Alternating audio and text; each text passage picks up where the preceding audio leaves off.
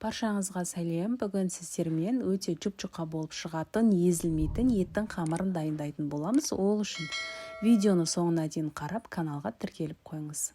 Алдымен құрға таза ыдысымызды алып, бір пиала суымызды құямыз. Жылы су болу керек. Және де бір жұмыртқамызды аламыз. Дәміне қарай тұзымызды қосамыз.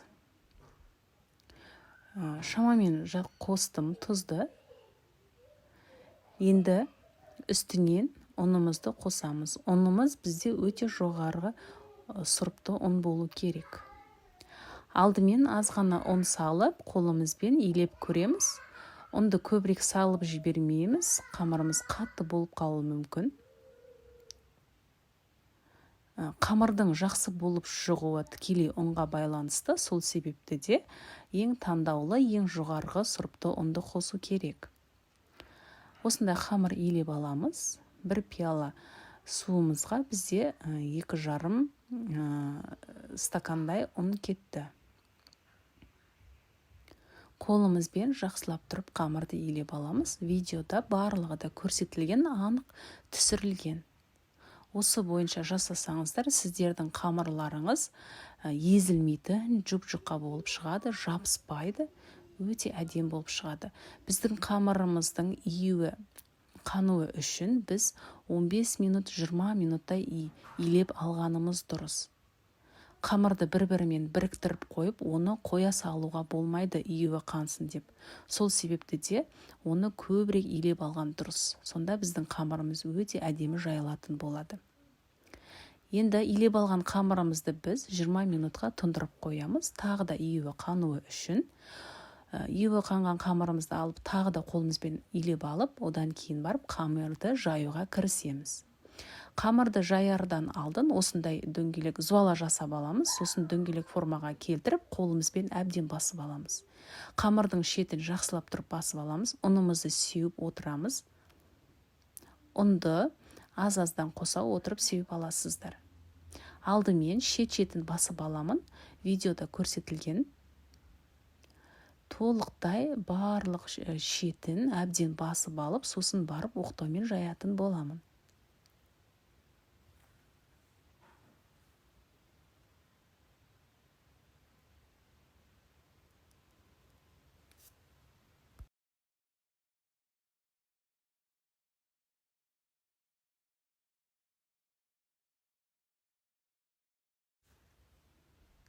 Қамырымыздың шетін басып алдық. Енді оқтаудың көмегімен түзеп шығатын боламыз. Осылай дөңгелек тұрған күйінде.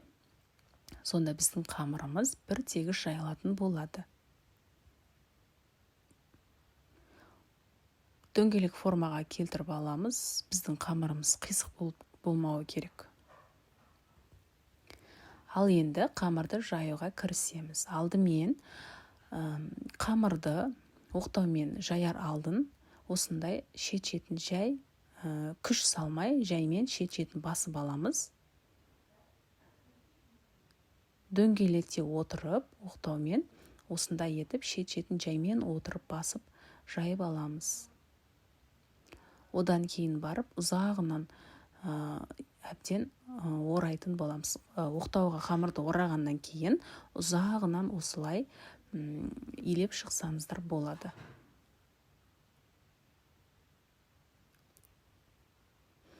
Ұнды азырақ сала отырып, жан-жағына бір тегіс жайып отырып, сеуіп, осындай етіп, жақсылап жайып шығасыздар. Ортасына салмақ салмаймыз, күш қатты түсірмейміз, шетіне сәл күші түсіріп, осындай етіп жайып аламыз. Ортасына күш түсіріп жайсаңыздар, біздің қамырымыздың шет-шеттері созылып, кең болып кетеді. Сол себепті де ортасына күш түсірмей, шет-шетін қатты басыңқырап жайып шығамыз. Менде үлкен бір зуала қамыр болады. Егер сіздерге 2-3 зуала жасайтын болсаңыздар, құрамын көбейтетін боласыздар. Ол кезде 2 немесе 3 жұмыртқа қосасыздар. Қамырымыз үлкен болды. Біз ет асқанға қамырды өте жұқа етіп жайып аламыз. Бұл мантының қамыры емес. қамырымыз қаттылау болып иленгендіктен бізде арасы мінекей жабыспай тұр. Мен ұнды көбірек қоспаймын, өйткені менің ұным өте жоғары сұрыпты ұн болғандықтан ол аса қатты жабыса қоймайды. Ұнды аз-аздан себе отырып, мінекей видеода көргендеріңіздей жайып алдым. Енді 1-2 рет тағы да басып шығамын. Өздеріңіз қолдың көзбен көріп, қолмен ұстап көресіздер. Қамырға болады-ау дегенге дейін жайып аласыздар. Қамыр қалың болып кетпеу керек. Өзіміз, менің отбасым жұқа қамыр жақсы көргендіктен біз өте жұқа етіп жайып аламыз. Тым жұқа етіп те жаймаңыздар, өйткені езіліп кетуі мүмкін сорпаға салған кезде.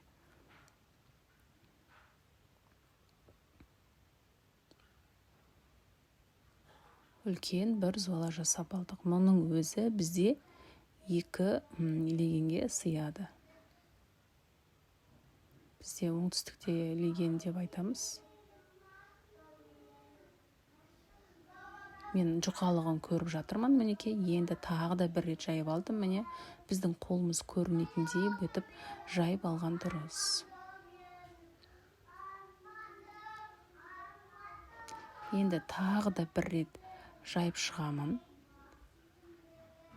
Біздің қамырымыз біркелкі болды. Мен үнемі осылай етіп жасаймын еттің қамырын. Қалың болмайды, қалыңды біз аса ұнатпаймыз.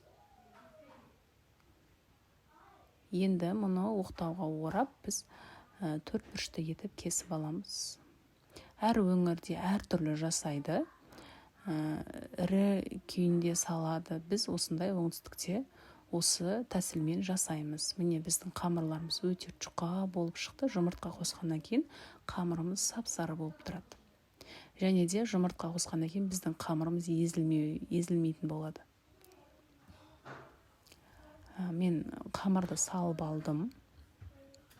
Мінекей, ет асқан кезде осындай қамырды сілкіп жіберемін. Енді үстінен тұздығымызды қосып, етімізді салып, дастарханға ұсынатын боламын. Егер сізге пайдалы болса, видео ұнаған болса, лайк басып өтіп, пікір жаза өтіңіз. Әлі де жақсы, керемет рецепттермен бөлісетін боламын алдағы уақытта. Қазақша каналдың дамуына үлесіңізді қосып, каналға тіркеліп қойыңыз.